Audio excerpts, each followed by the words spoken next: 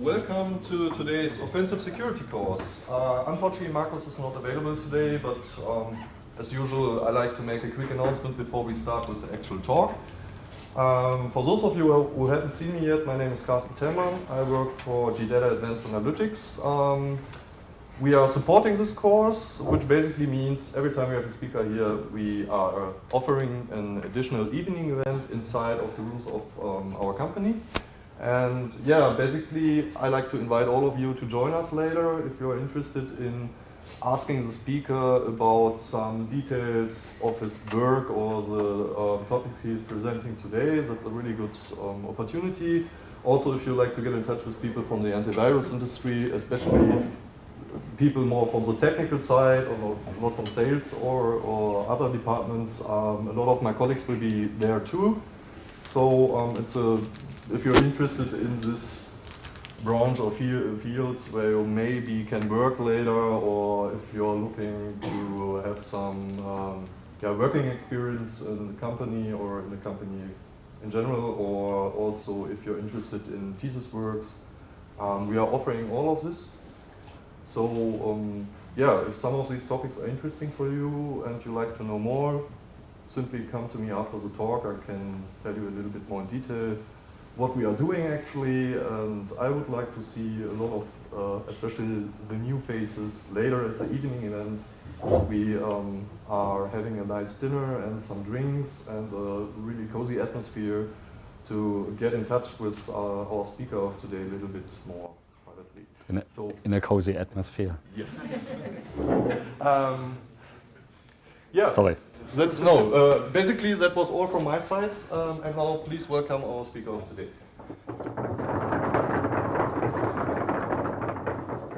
Danke Markus und grüßt euch. I'll switch to English in a second. Ich wollte nur wenigstens die Grußformel auf Deutsch äußern.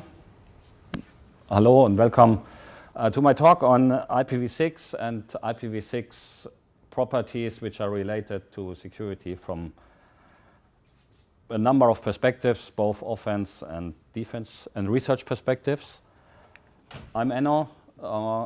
I would assume that some of you know me from my role as the initial founder of a conference called Troopers. For those who don't know me, I have a background in large-scale networking, from operations perspective in the 90s. In 2001, I founded a company called ERNW, which is mainly active in the fields of security research and security assessments, roughly 70 employees as of today. And I have one,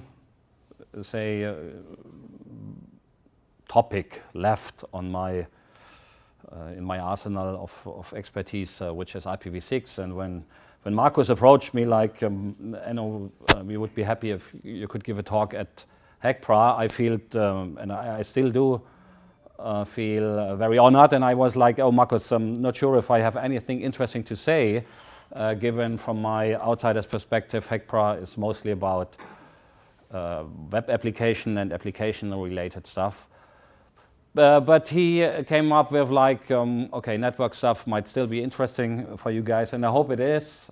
So I'm going to cover the next, 50 minutes with some discussion of IPv6 and focus on the security properties. Just a quick question, how many of you are familiar with IPv6 to some degree? So you have, nice, so that's, so I can assume that to quite a few many properties of IPv6 are known, which is helpful for the outline of the talk. As I mentioned in the introduction, I have a background in network operations, and 20 years ago I started to shift and to focus on security. And during those years, I have made some observation when it comes to how is security actually, happening in large and complex environments. And from a very abstract level, one can break down, securing something to pursuing certain objectives. You might have heard of these objectives like confidentiality, integrity, availability. But more from a, as I said, more abstract perspective, trying to bring security into a complex setting, where a complex setting might be a network, might be like a building, might be an airport, usually can be broken down, or say there are certain things to keep in mind, which are on this slide. And let's take these as a starting point when looking later on at IPv6. Let's try to understand or to focus on once you bring security into, as I said, a complex thing, whatever that might be. Try to keep things simple. Try to keep the amount of state limited. And yeah, let's quickly go through those before we actually dive into IPv6.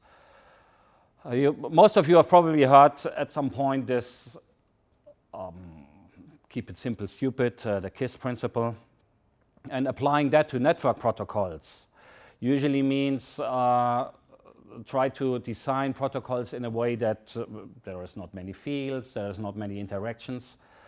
And as many of you mentioned or indicated that you know a bit about IPv6, you will probably right now scratch your head, oh, wait a second, keep things simple, keep the number of interactions between systems limited, keep the number of fields small. All these probably do not apply to IPv6.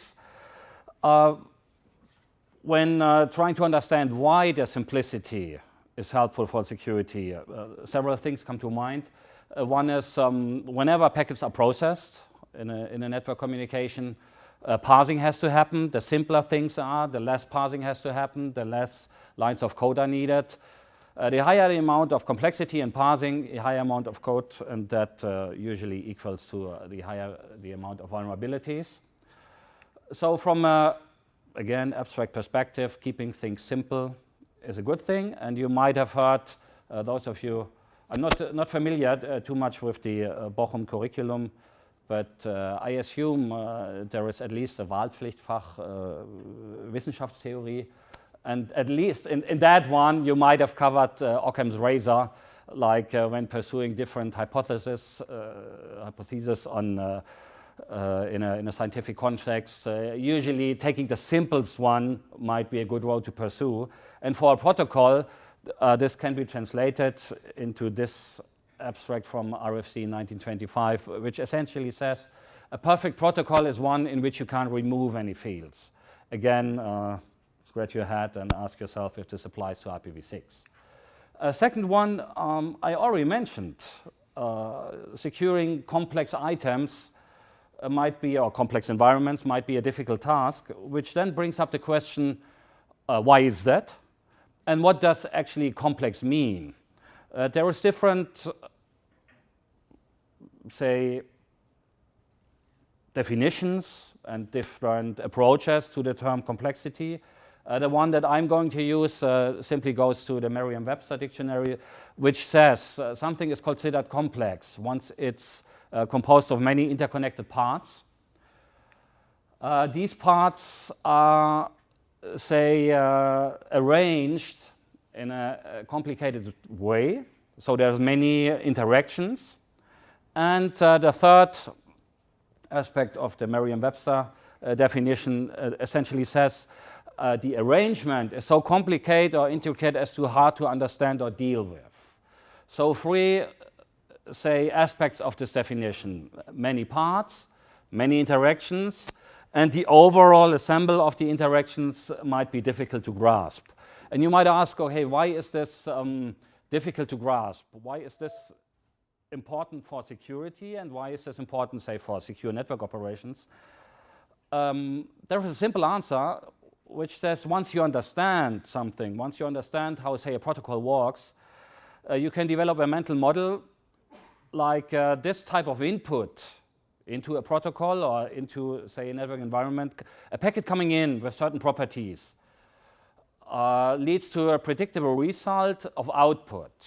So to develop this understanding, what is the relationship between input and output? Obviously, one has to understand what is happening and what's going on there. And from a network operations perspective, this mental model is essential both from an operations perspective, like to troubleshoot and fix. You can't do troubleshooting without having a mental model of what should happen based on certain circumstances. And obviously, from a security perspective, this mental model is needed to understand what is actual expected things happening versus unexpected things happening versus violations. So from this angle, it becomes clear that avoiding complexity certainly contributes to security. And there is a third one. I will skip this one very quickly. This gives a very quick idea of how many interactions, things happening between nodes in an IPv6 network and different aspects of the protocol. There is many things. Again, for the sake of time, I will not discuss this in detail. We will touch some of them later on. For the moment, suffice to say that within IPv6, there is a lot of things happening amongst nodes, many more than in an IPv4 world, as I will lay out later in more detail. So, and there was a third one, a third, say, objective to keep in mind when it's about securing something, namely on a network operations, from a network operations perspective, that is minimize the amount of state.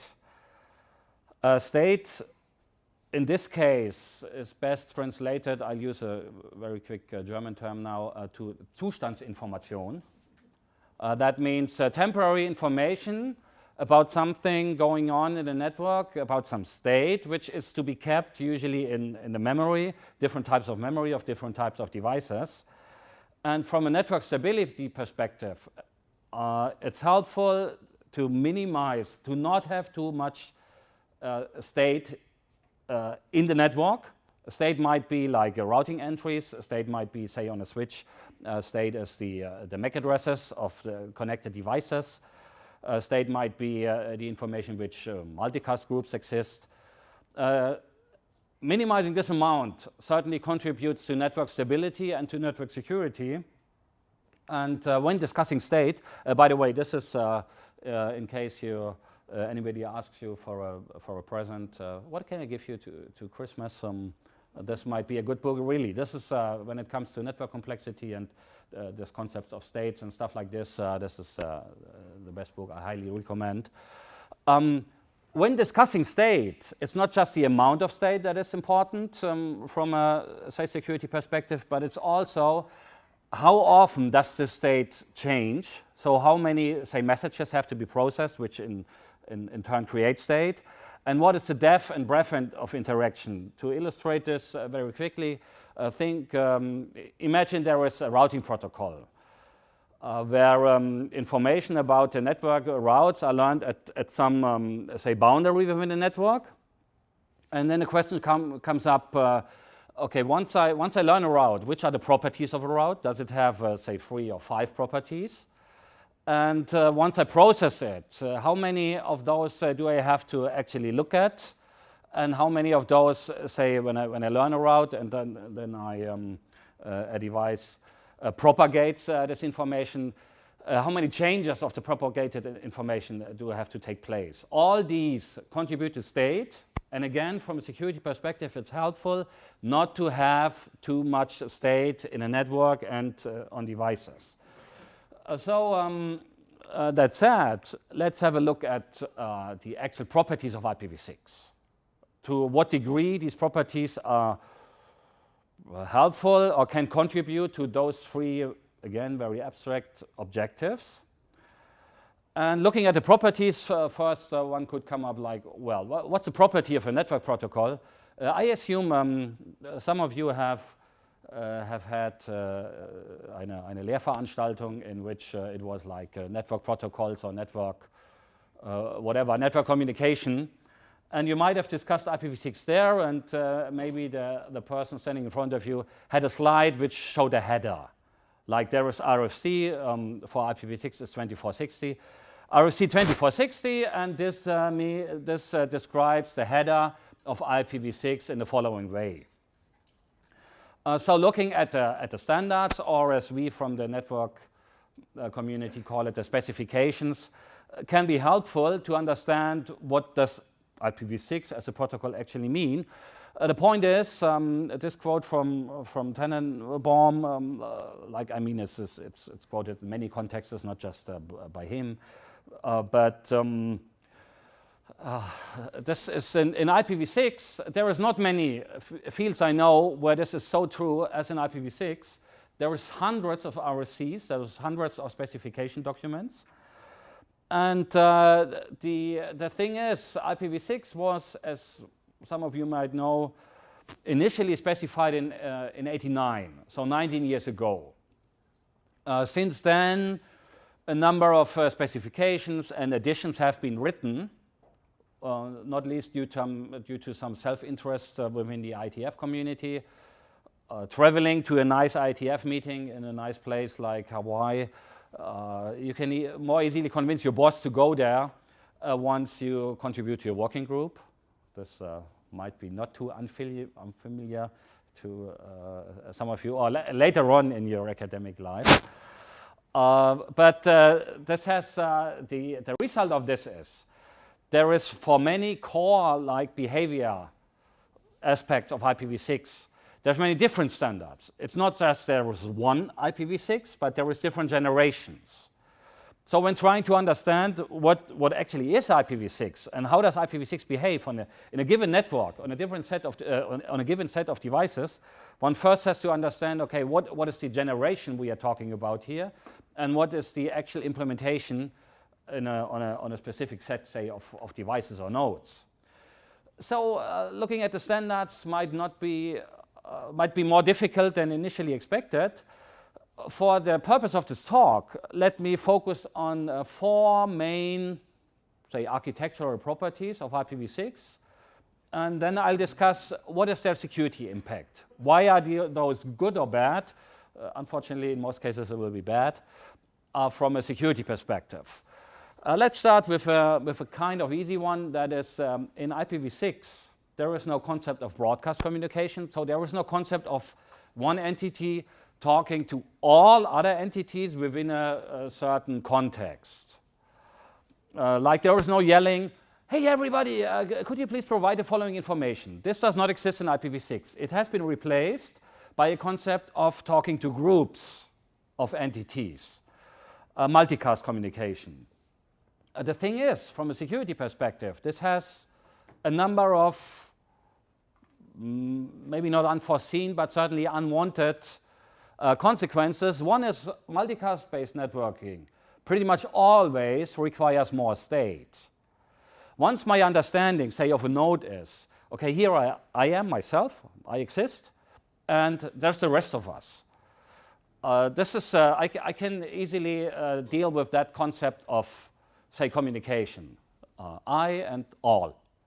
With multicast, it's maybe me and groups. So I have to differentiate those groups. I have to somewhat name those groups. And maybe I need an understanding who is part of those groups, or how do I reach those parts, or how do I reach groups, or is there any members of a group? So it wouldn't maybe make no sense. Hopefully I don't tap on anybody's feet here right now. Saying to all Bayern Munich fans in the room. Not sure. I'm from Bavaria, and I'm mostly a cycling fan. But I have 3 kids, 2 of which are boys. Now you can imagine what kind of T-shirts those boys. I live in rural Bavaria also. So there is a certain football team which plays a role in our house, but I would assume there is maybe not many fans of Bayern Munich here in the room. But if there are, or for me, say I would like to send a message to those, I first have to understand, is there any in the room? Or I can just yell out, oh, to all Bayern Munich fans. But assuming there is none, this wouldn't be efficient communication. So however I handle it, having a multicast-based communication scheme always means more state. And from a security perspective, more state is undesirable. Then there is say the way how multicast is used in IPv6 requires a much larger code base, usually for two reasons. The first one is, multicast communication in IPv6 is used to identify who has a specific MAC address once I know the IP, and in that case IPv6 address, of somebody I want to communicate with. In IPv4, this is solved by using ARP, Address Resolution Protocol, which relies on broadcast, so it's simply yelling. Those packets which you see in TCP down with who has. Who of you has the following MAC address? Who of you has the following IP address? Please, I need a MAC address. In IPv6, this is replaced by multicast, and the implementation to find out who of you has a specific MAC address is by means of the ND protocol, and ND is much more complex. For the simple, one of the reasons is that multicast communication is used. So it's not just more state, it's also more lines of code. And the thing is, when it comes to multicast communication, if you think about, going back to this example with the Bayern Munich fans, as long as we communicate here in the room, multicast might be easy. It is, as it's somewhat sometimes called, self-declarative. Once I send a message, hey, to all Bayern Munich fans in the room, I don't have to, I have to know if there is any. It's just, I can yell to all those Bayern Munich fans, and if any of you feels attracted by this message, you can just grab it and process it. But this changes once multicast is used in a more global context. Imagine I was the router. I was a device connecting this room with the rest of the world. And now I get a message. There comes along a message which has a destination address to all Bayern Munich fans. In that case, I face the question, okay, do I take this message and forward it into this room? So I have to know, as a routing entity, I have to know if there is at least one person interested here in the room in getting this message. So I have to ask you. At some point, I have to ask you, hey, everybody here in the room, please, guys, can you tell me the multicast groups you are interested in? If there is any, VfL Bochum fans in the room, please tell me so. If there is any Wattenscheid 09 fans in the room, please tell me, and so on. So I have to ask you which groups you are interested in. You have to report this to me, and I have to keep a list. This list doesn't have to include who is exactly interested in one of those groups, but has at least to include the information if there is one person interested. And for this specific purpose, collecting the multicast information, there is a specific protocol in IPv6 which is called MLD, Multicast Listener Discovery. This is from a security perspective, and this protocol always runs. It's part of the core IPv6 implementation. From an operations perspective, most of you, even if you deal with IPv6, you don't have to deal with MLD very much. But from a security perspective, it has some interesting implications. One is, it's a very nice vector for OS fingerprinting, as depending on the OS you are running, you will report different multicast groups. And given this is a built-in, communication channel, it's totally legitimate for anybody sending out a packet like, oh, everybody listening to me, could you please provide your multicast groups to me, report them, and based on the results, it's very easy okay, this is a Windows system versus a Linux system versus a BSD system, which in itself is not that spectacular. There are other ways of fingerprinting. It's a new protocol, which is built in from the beginning, and which opens, new avenues to specific security issues. The other thing is MLD in itself is a complex thing. There is several RFCs on MLD, which have several dozens of pages, which means this creates a larger code base, and there have been vulnerabilities in the code base of MLD. If you're interested in MLD, there is a talk which two colleagues of mine and I gave at the Troopers conference, and there is this, one of our students several years ago wrote a thesis about MLD, which is still considered the most comprehensive work on MLD. He got the best possible grade. I think some of you know his supervisor. And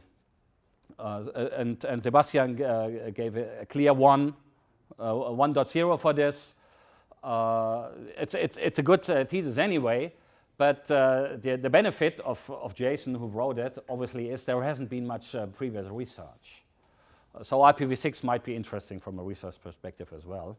But say let's move on to the next topic. The thing just is this simple change going from a broadcast to a multicast model has a number of, at the first glance, not too spectacular, but still security implications.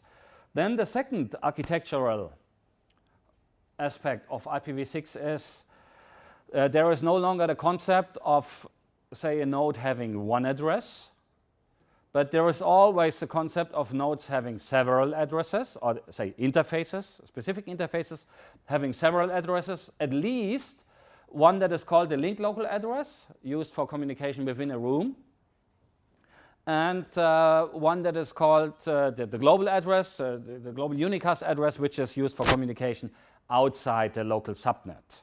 At a first glance, you might ask, okay, what's the issue here from a security perspective?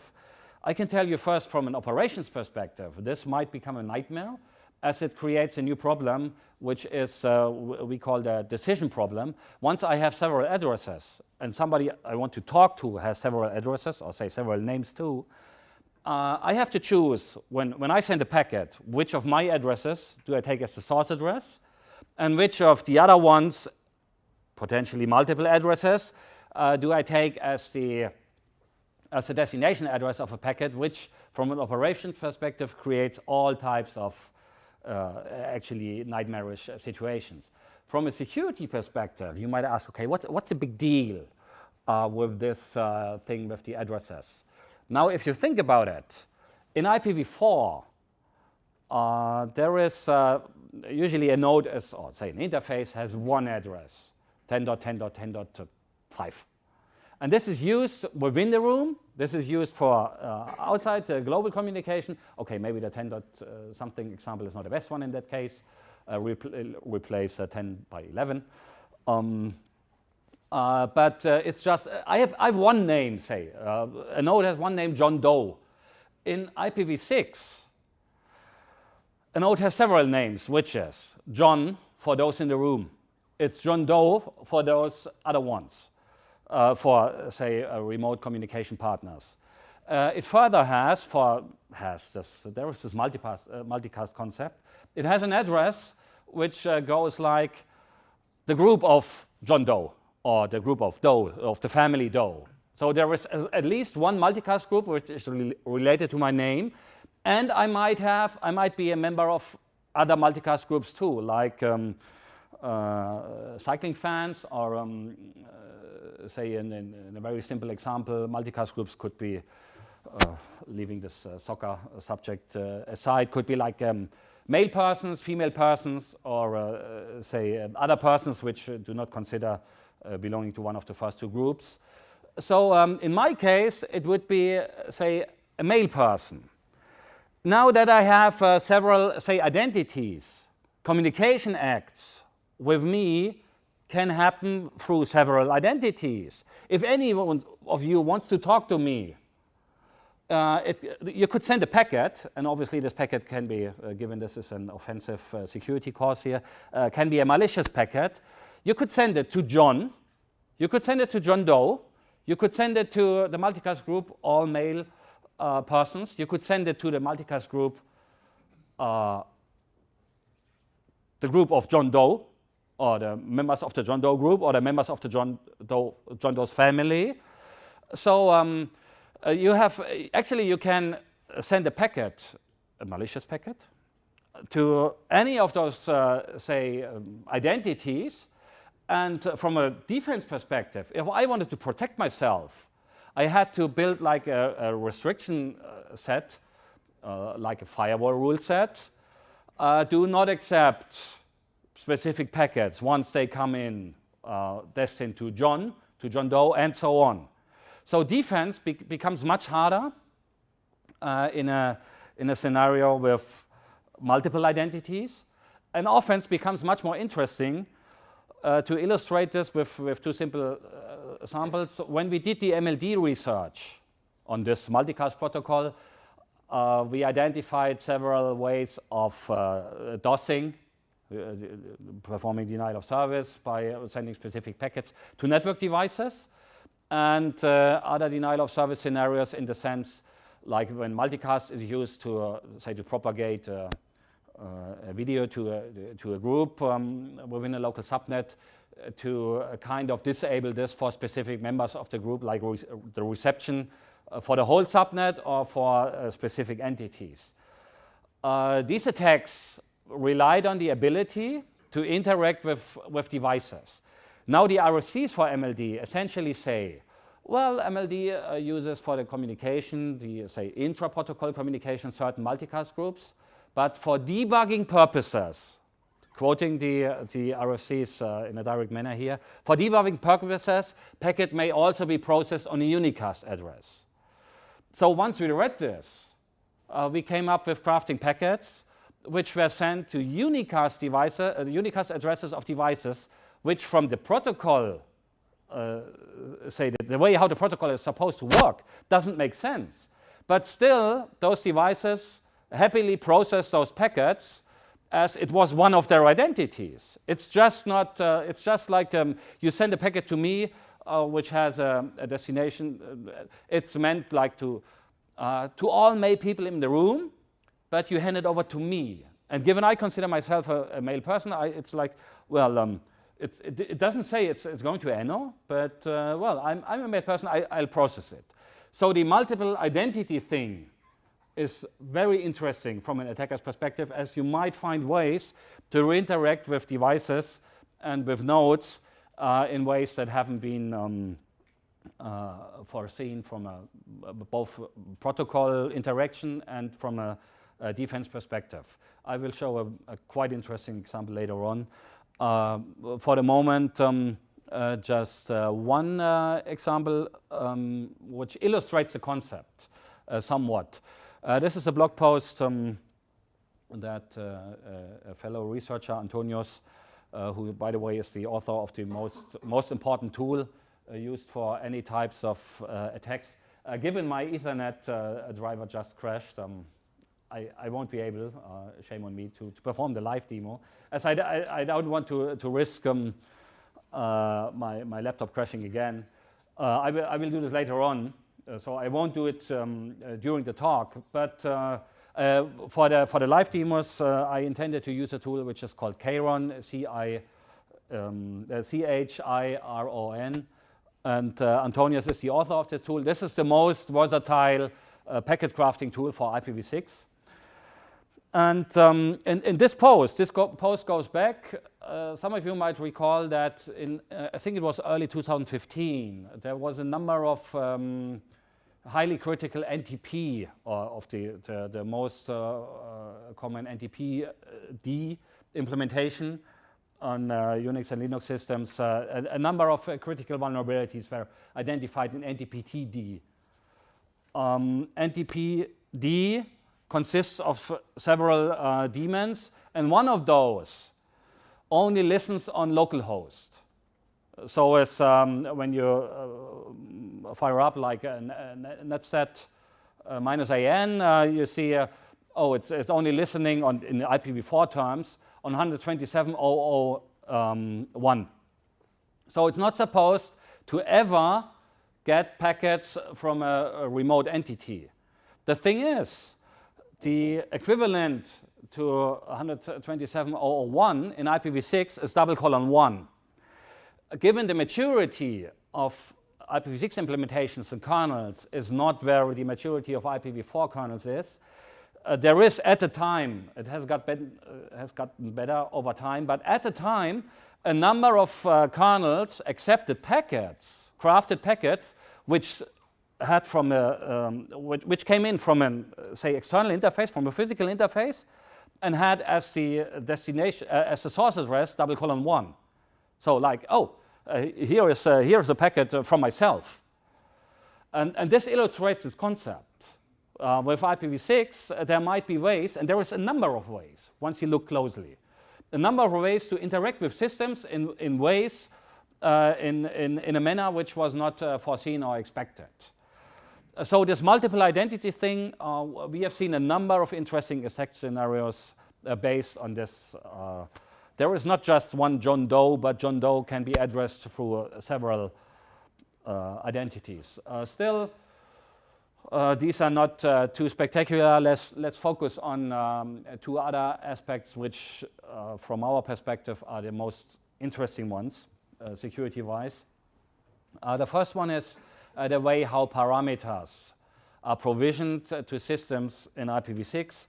Most of you will know that in IPv4, the concept of a router was, say, a router is a device actually forwarding packets. In IPv6, there is a slight change, which essentially says, well, the router is not just supposed to forward packets, but the router is also supposed to send information about the local network environment to all the adjacent nodes. There is these packets called router advertisements. Once you know IPv6, you certainly faced router advertisements one way or another. And this creates a complete different picture as for the role of a router and as for, say, the distribution of power within a local network. As first, these router advertisements are very complex packets. There's all types of fields. There is all types of information in them which actually control the way how the local adjacent network functions. If DHCP is going to be used, if certain, say, information bits are included in a router advertisement and how the adjacent nodes are going to supposed to process them. Say there is this so-called prefix information option where the router essentially tells, hey, you guys, you are all in a network 2001 DB8 10.10. That's the prefix that you are going to please use this to generate an address on your own.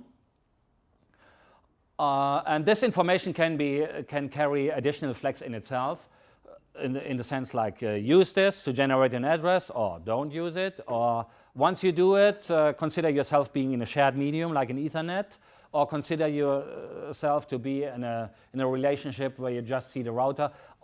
There's many types of information encoded in these router advertisements. Many types of information means a high amount of parsing, lots of code, lots of vulnerabilities, lots of denial of service attack vectors just related to those router advertisements. But given it's about, say, distributing power and distributing control information in the network, you might ask, okay, if there is an entity sending out information which essentially controls how the whole local network behaves, shouldn't this information be like authenticated or maybe integrity protected in some way? The thing is, while IPv6 was initially specified in 1908, and say the most work within the specification circles, the ITF, on IPv6 took place between 95 and 98,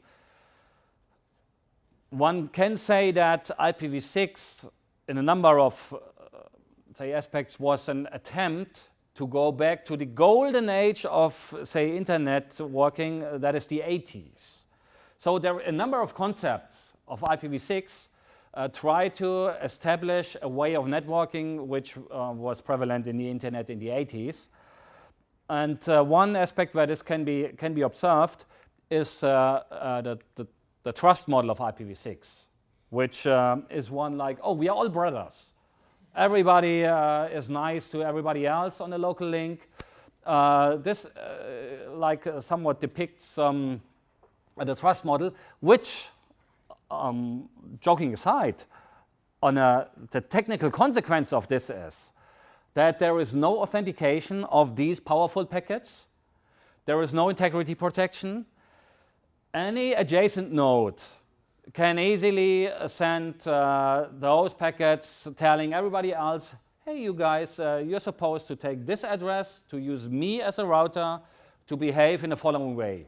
Those router advertisements. This is actually, I expect most of you have already heard of this, the most powerful and the most known attack in IPv6, rogue router advertisements.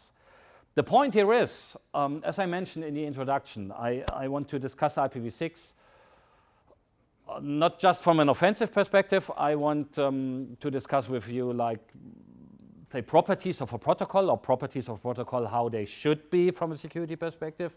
And I want this to be a bit educative when it comes to concepts in networking and their relationship with with security. The thing is, so essentially every node can send out these control packets. Technically speaking, this is ICMP-v6 type 134. Everybody who sends ICMP type 134 can control the local link. You might ask, obviously we can ask, is this a good idea? And obviously we can certainly very quickly conclude, no, this is not a good idea. Whenever, I have no idea where your life journey will bring you, but when it happens that any of you will be involved in designing network protocols at some later point of time in your life, please, please, please don't use any election mechanisms. Like, there is a number of entities, and amongst them they choose who's in charge of something, or who's in power of something. Or if you do, be very, very careful when it comes to how this election takes place and how the say eligible partners are grouped or authenticated. There have been a number of say examples in the past where protocols which use an approach of elect a powerful entity from a security perspective have failed. The most common example, say from if you have a background in networking space, is HSRP, hot send by routing protocol, where Cisco devices can work like in a cluster, and then there is an active and there is a backup device, and the one that is active is selected based on a simple field called, say, a priority or a kind of preference. So anybody who can send HSRP packets with a better priority gets elected as the active router. There is this example from a talk which I gave at Black Hat 2010, Black Hat Europe, at the time on Cisco WLAN, say, technologies. And Cisco, at the time, they used the protocol WLCCP. And in that one, there was an election of a master, which had certain powerful capabilities when it comes to packet forwarding in the Wi-Fi network. And this master was essentially, this was elected. So when we tried to attack this, we came up, one of the guys involved in the research at the time, he wrote a simple implementation of WLCCP, which at any point of time won this election. And the at the time, WLCCP doesn't really exist nowadays, but the master had a certain role in key distribution for WPA in a specific network setting. And obviously, once you win the election, you can do all types of bad stuff. If you're interested in this, but again, this protocol doesn't exist any longer.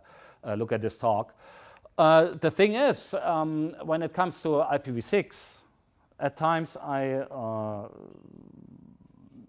like to illustrate this with Augsburger Puppenkiste. Who of you knows Jim Knopf? und der Lokomotive. Oh, this is, I'm very happy to see this. Given I'm from another generation than you are, or most of you are, I had expected the number might be smaller. You might recall the thing with the Wilde 13, this group of pirates that in one of his adventures Jim Knopf encounters. And the thing with the Wilde 13, this savage group of pirates is, I mean, they are pirates. They are have a certain way of sailing through the seas. They are not actually the smartest guys in the world. Does anybody recall what is the thing about the Wilde 13? The Savage 13? They are not 13, they are 12.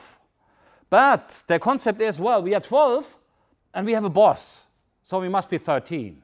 But they are not, they are 12. The thing is, the more interesting part for us is, how do they, what's the concept of this boss?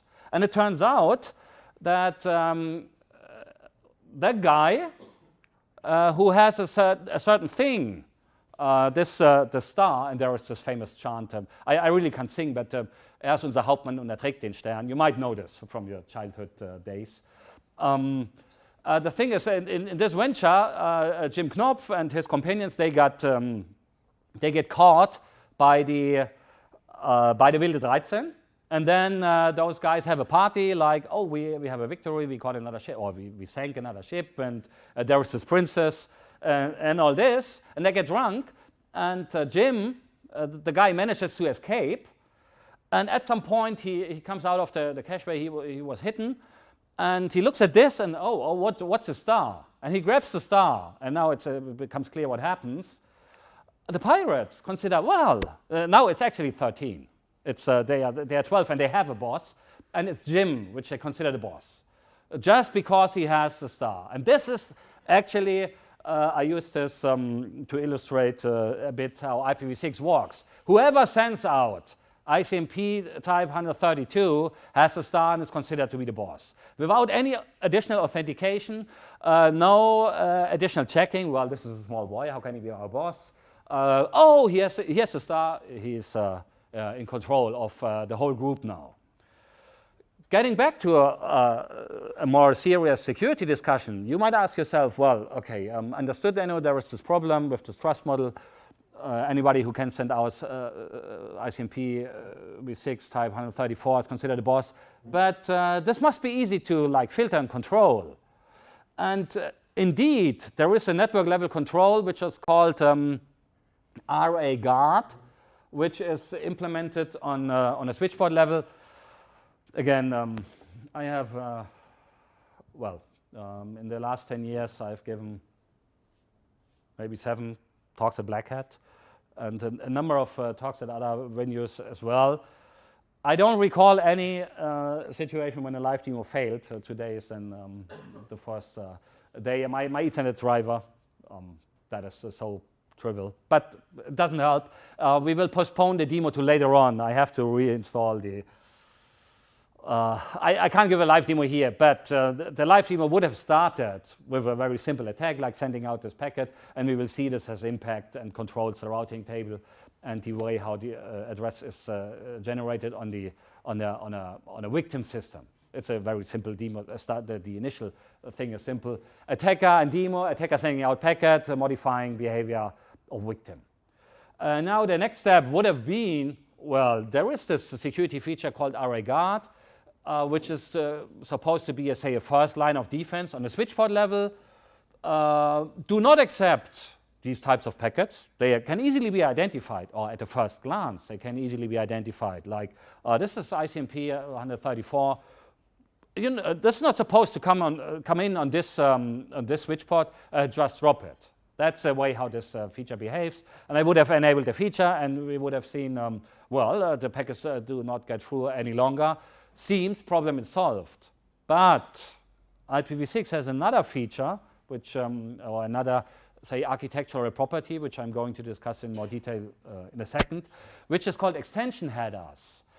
So an IPv6 packet, as we will again see in more detail later on, cannot consist of just one header, but can have several headers in a chain, which then makes it probably and actually much harder to parse it. And thinking about this feature called array guard on a switchboard level, how is this actually going to be implemented? There is some very basic check, like is this ICMP type 134? And this check can't go through the whole packet. It will be implemented in a very close to the hardware, potentially in some ASIC, looking for an offset like, wow, I expect 130. If I can identify the value 134 here, it's probably a router advertisement. I drop it, and maybe if it's in the next offset or one be 134 in this say boundary and drop the packet. The thing is, with these additional headers, the position of this 124 can be moved to a second, as it's called in network, a fragment. You might recall from IPv6 curriculum, like, well, IPv6 doesn't fragment any longer. The thing is, in this 80s internet, which was supposed to be brought back with IPv6, there was many things which were not supposed to happen, but the overall concept was, well, if they happen, we still try to understand what's going on. Postal's principle. Again, I will discuss this in a second. But the concept was, well, maybe a packet coming in is supposed to look a specific way, but once a node receiving a packet gets a packet which looks differently, but I can still somewhat understand what this is about. I will still process it. I have a certain liberal approach to processing packets, the thing that some of you might know as be conservative in what you send, be liberal in what you accept, and which, given I live, as I mentioned, in countryside Bavaria, I didn't grow up in Bavaria, so I don't speak Bayerisch. At times it's very hard to communicate with my peers, but still I have this mindset, okay, be liberal in what I accept, otherwise we wouldn't be able to communicate at all. And this is, in IPv6, this is one of the core principles, be liberal in what you accept. Now there is this concept of extension headers. This in the end of the day means once I get a packet with an extension header, I will still try to understand what's in there as an end node. Now a network device looking for, say, value 134 at a certain offset, we will see in a second, it's quite easy to fly under the radar by means of these extension headers to sneak around this network-based check, and a node receiving a packet will still process it. I'll get back to this in a second. The moral of the story here is that array guard in pretty much all implementations of all vendors can be evaded. So the thing, even if you try to solve this on a network level, why ever accept a specific packet? Why ever accept being a small black guy, the boss of a group of adult pirates? This concept doesn't work. The protection, at the first glance, attractive protection mechanism on a network level doesn't work due to another architectural aspect of IPv6. But people thought about this and came up with the conclusions, wait a second, why ever am I, say, being part of a local network, ever supposed to accept a packet which has, say, extension headers from one of my peers, and which might even be fragmented, split into pieces, as long as I communicate with my peers, and these packets, the router advertisements, are supposed to only happen in the local network. As long as I get a packet of one of those, why should this ever be fragmented or equipped with extension headers? Looking at the function of extension headers, which I'm not going to discuss in detail here, there is no need for this. So you could come up with the idea, wait a second. If there was a packet, a router advertisement coming in, split into pieces, carrying extension headers. This is not how it should look. I drop it. And this is described, this behavior, drop actually router advertisements with extension headers in a fragmented way. It's described in an RFC. The problem is, while at the first glance this seems like a good idea, there is two things with this. The first one is it increases the code base again. There is this complex router advertisements which have to be processed, thousands of lines of code running in kernel space. And now to protect these against a specific type of attack, you add even more code, even more checks. From a security perspective, I hope you scratch your heads like, well, implementing security by adding code, this doesn't sound right. And this is exactly how it actually is in this case. When you look closer at the RFC 6980 implementations, we have done a number of research, say, activities in this field. We have looked at many different operating systems and many different network devices. In the end of the day, for pretty much every combination of a network device and a specific operating system, a combination can be found how to attack a system by some combination of router advertisement with extension headers. This would have been the next part of my demo. And this is from a blog post I wrote some time ago. The most interesting, say, column is this one, which are the command line options for this tool I mentioned called Kron. And this essentially means put specific, these numbers are numbers of extension headers. These extension headers can be in a first part of a packet, the so-called unfragmentable part. And there is the so-called fragmentable part, and it might play a role if, say, an extension header is in the first one or the second part. It's even more complex. It's a very complex thing with these extension headers. So complexity means difficult to parse, means there is many combinations. And as I mentioned, say combinations put, extension headers 60, 43, another 60, another 43, which from a production perspective should never happen. There is no need to have two 43s in there, but there is this concept of be liberal in what you accept. Maybe the other guy has a reason to send me this. I don't understand it, but I'll still try to process it. And NF means a number of fragments. Split this into 4 pieces, split this into 2 pieces, 4 pieces, exactly the same one, and 3 pieces.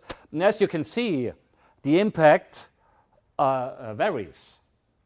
Say, have the same packet in 4 pieces might not be feasible for an attack, whereas having this exactly the same packet in 3 or 2 pieces might lead to a successful attack, which is due to the fact that there is always a trade-off in parsing.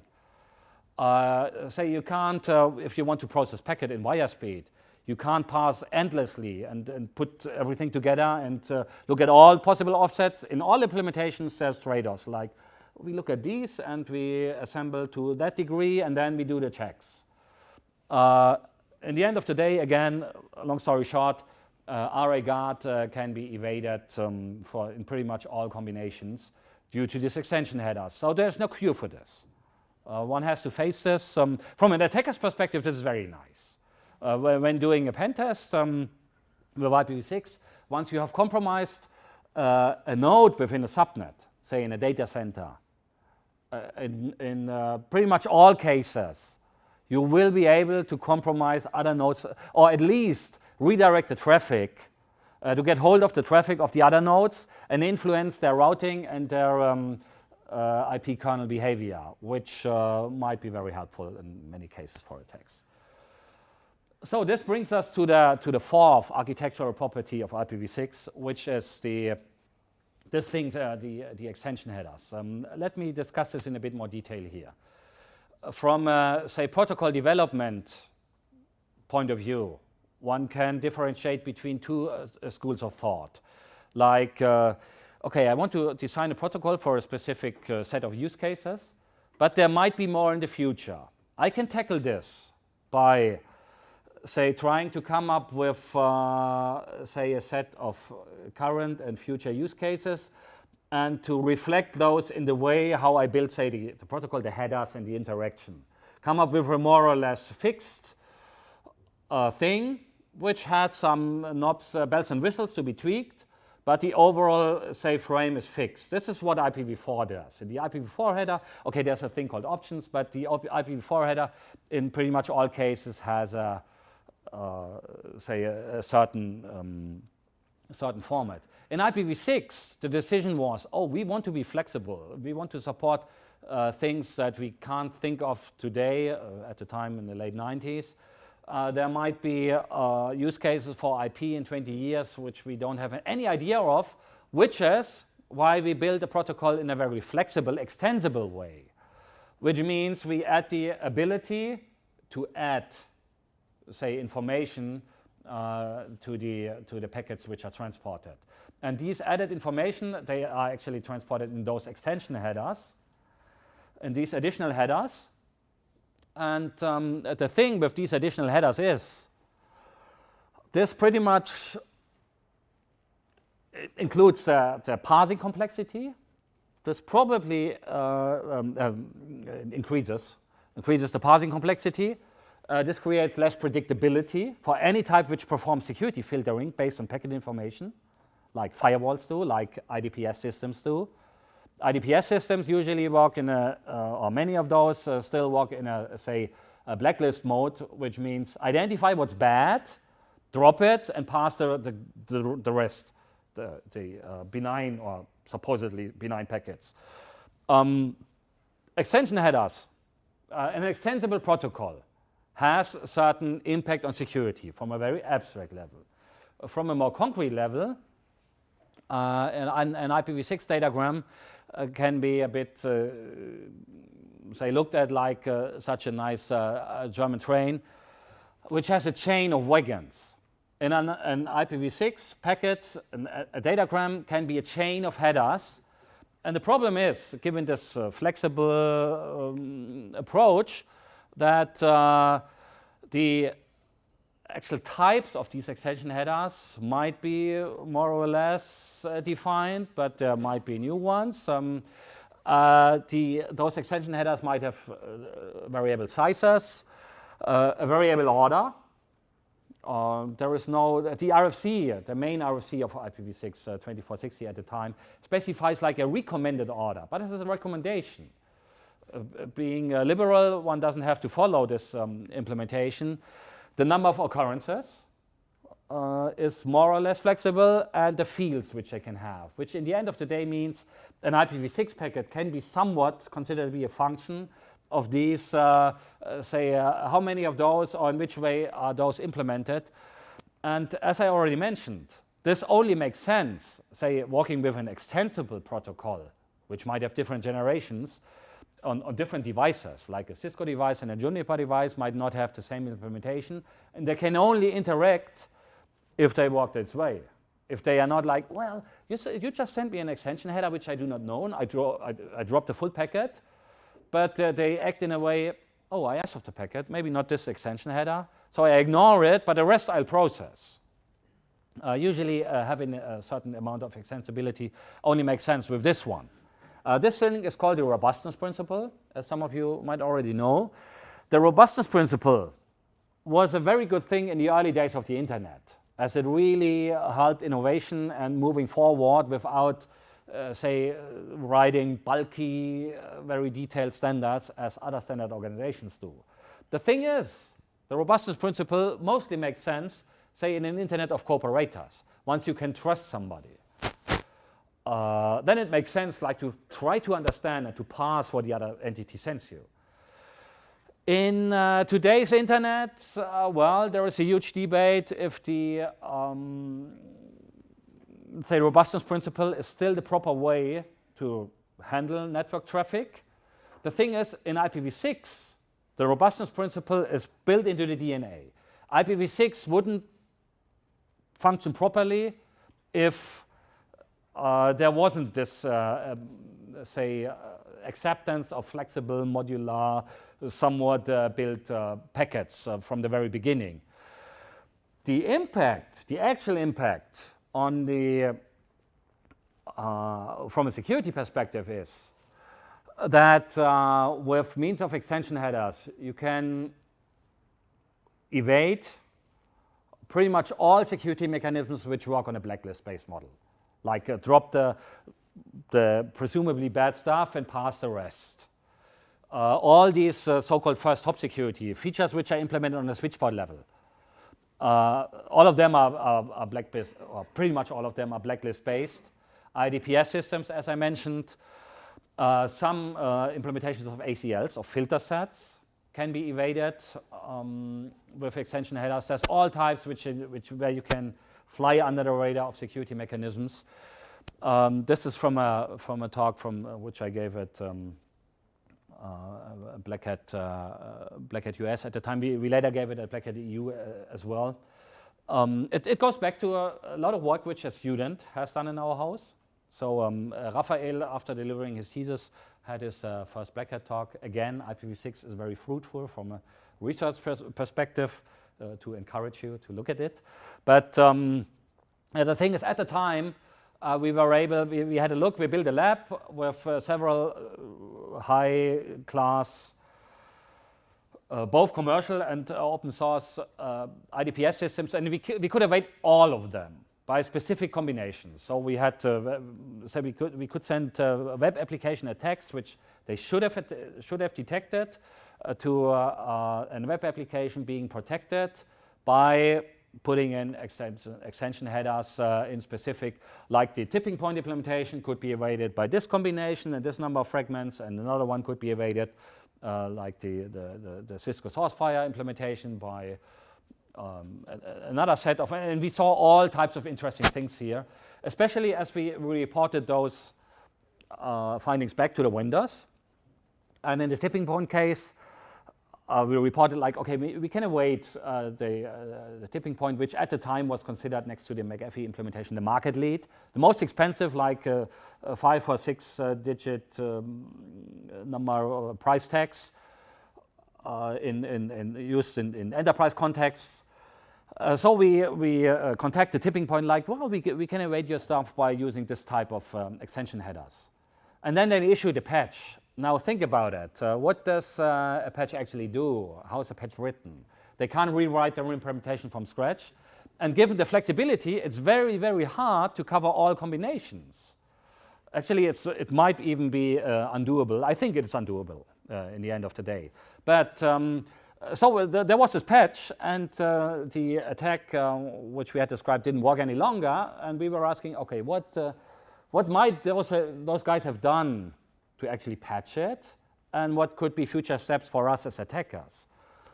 And at some point we came to the idea, wait a second, maybe they just check if the second packet is built in a specific way and then drop it. And obviously they have a state machine and create some state entry there. What if we just send the second packet twice? Say you have a packet A and B, and send the second packet in 2 occurrences, and with that one it worked again. And again, it's not like I'm not telling this like, oh wow, you're a cool guy. No, I'm telling this is the highest military grade, or whatever you would call it, commercial systems out there. But again, this is pretty much unsolvable. To have a security approach which relies on, I can identify on a packet level what is bad. Once the space is pretty much unlimited, how those packets can look. So the thing is, from a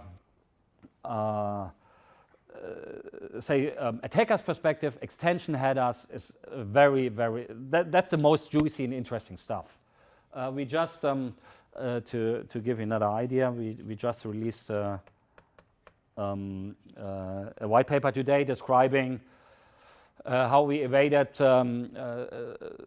several RA guard implementations in a certain setting. And the thing is, this one, we described how to attack the simple regard implementation, and the response from the vendors usually is, well, this is correct, but you can still implement filtering against these bad router advertisement packets once you use a specific set of ACLs of a certain rule set, which from an operations perspective is quite debatable. Not many network administrators really like the idea of having such an ACL on every switch port. But even if you do, we found a way to evade this ACL, and I'm to summarize some points of my talk. I will describe this one very quickly, and I would have okay, I covered the demo thing already. The thing is, one can evade the regard implementation by specific combinations of extension headers. But then there is still the endpoint. There is the system getting a packet and processing it. And this system obviously performs another set of checks. It turned out that the set of checks which is performed by regard happens on layer 3. So there is the IP properties of a packet are looked at, whereas the checks which happen on the endpoints are somewhat related on the full packet, which includes layer 2 information, multicast groups on layer 2 as well. So we found a way to evade the ECL by sending a packet on layer 3 to the unicast address of a node, which went through the ACL. From a kernel behavior, usually the receiving endpoint is not expected to process a specific packet coming into the unicast address. But as we put in a multicast address in the layer 2 header, it was like, and this you will immediately realize why I tell you this. This was like, okay, here's a packet coming in, which has on the envelope, it's destined to Enno.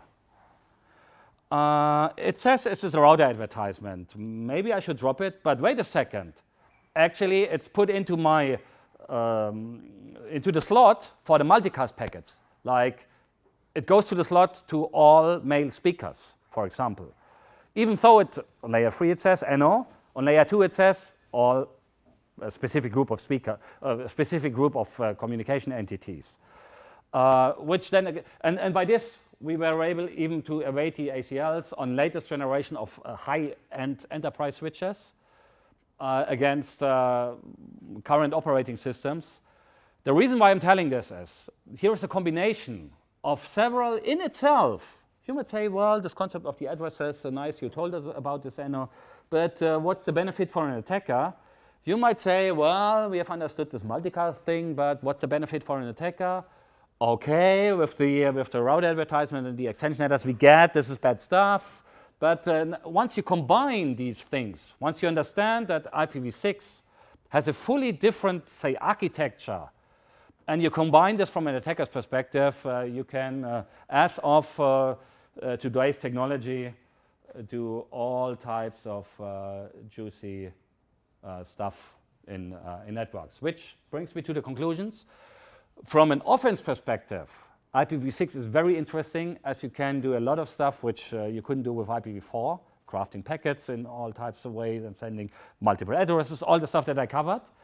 And there is, in operations reality, many operators still try to transform their IPv4 mindset into IPv6, like, oh, what we have done security-wise in IPv4, we just put in longer addresses, and it will work the same way in IPv6, and that's not the case.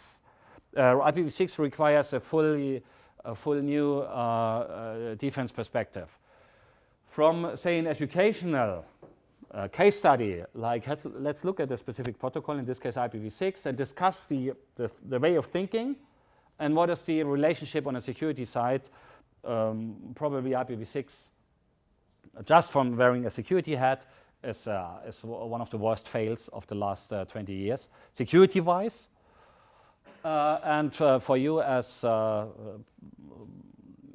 say, aspiring and ambitious students, I can tell you IPv6, there is so much stuff to be found, and where you can still do lots of interesting research, and you can be the first in the field, which maybe, don't get me wrong, but I would say for many aspects of web application security, there's a lot of research going on. IPv6 is not considered that sexy, but there might be chances. Actually, two of the guys who wrote an IPv6 related thesis in our house had a black hat talk in the first 6 months after delivering their thesis. That's it from my side. Thank you for listening. I hope to, the thing with the demo, I've not forgotten this, but I'll conclude the talk here, and I'm happy to receive any questions and stuff. Thank you.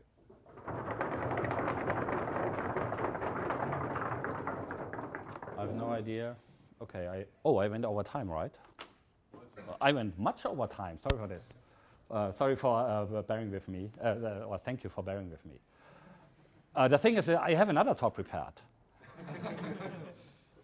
But let's have a Q&A on this one first. And then we can find out if you're interested in hearing the other talk as well. I think I never spent so much time on this. It's a third time I gave this in a certain variation. I put some extra stuff for you into this. Yeah, sorry for going over time. But question. Zum nächsten Talk.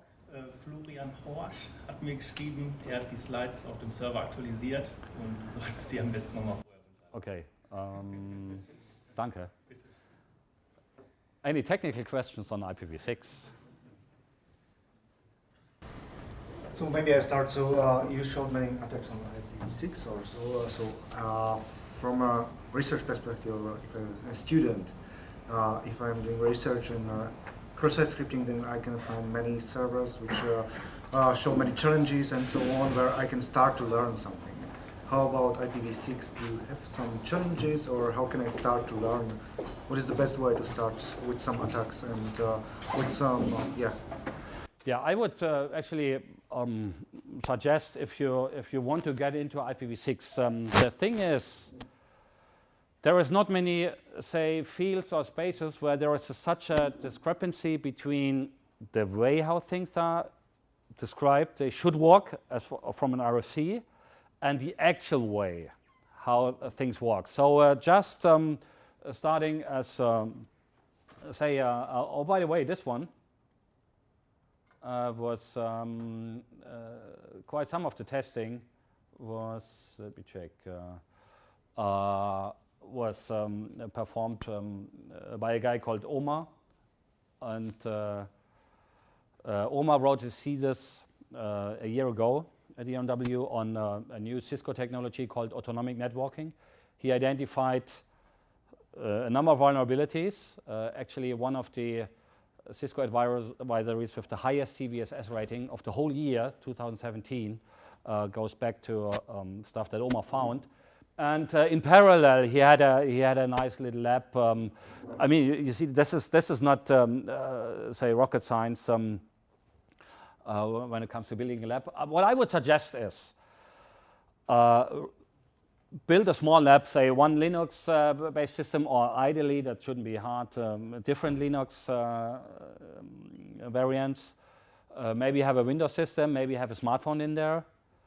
Connected over some, say, cheap network device. I'm willing to give, if any of you comes up with the idea, oh, I would like to do this, send me an email. We can provide some initial Cisco hardware for testing, but probably you should have a lab for this too, right? But start with some very basic, say, lab setup. Look how it should work. Read the specs, maybe read the source, but read the specs, and look at actual, play a lot with TCP dump or Wireshark. That would be a good way getting into it. This doesn't sound like a rocket science advice. It isn't, but it's as simple as that. Start playing with it in a very simple, just say, packets sent between and look at the headers. There's mainly 3 tools which can be used to craft packets. The one that I mentioned, Krun. There's a very well-known one, THE IPv6 by Mark Heuser. And there's another one by Fernando Gont, G-O-N-T. You easily find these. There is certainly a number of slides from us which can be found on the internet where there's one slide, main tools. Take one of those, start crafting packets, and observe. It's really, there is in IPv4, you can have like an expectation, there's not much happening. And the stacks have reached a certain maturity and they pretty much all behave the same. You can expect like, okay, you have a DHCP implementation on Windows or Linux, they do roughly the same stuff. With IPv6, it's a heterogeneous zoo kind of. So that would be my advice, even though it doesn't sound very spectacular. Anything else? How bad is the situation for system administrators? Like if I have a server with IPv6, is there something to worry about? Like can I even make it secure, or should I disable IPv6 completely and get back to another name? Well, given I do a lot of stuff in the IPv6 world, say disabling IPv6. I mean, if you don't need it, from a security perspective, stuff that you don't need, disable it, obviously. But first, you might need IPv6 at some point, and we'll see if it needs another 20 years. But on whatever time scale, it's a future protocol. So you will have to tackle with it at some point. From a say defense perspective, I would say you can't really secure layer 2. You can't secure the local subnet. Once an attacker is part of that, one way or another, it's game over. So this, in the end of the day, means work with layer 3 domains.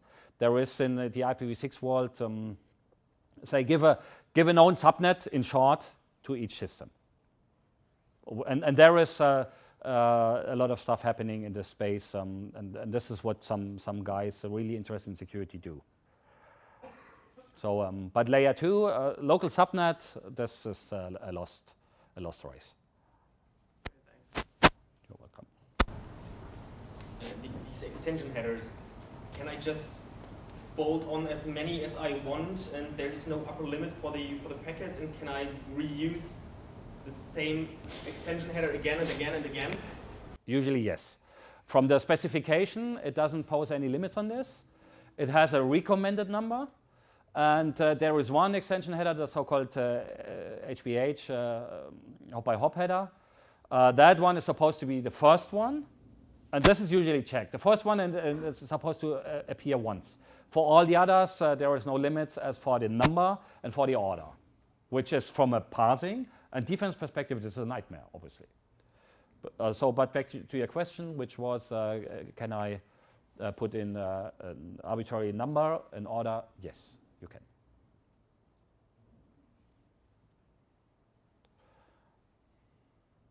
No other questions? Then thank you again for listening.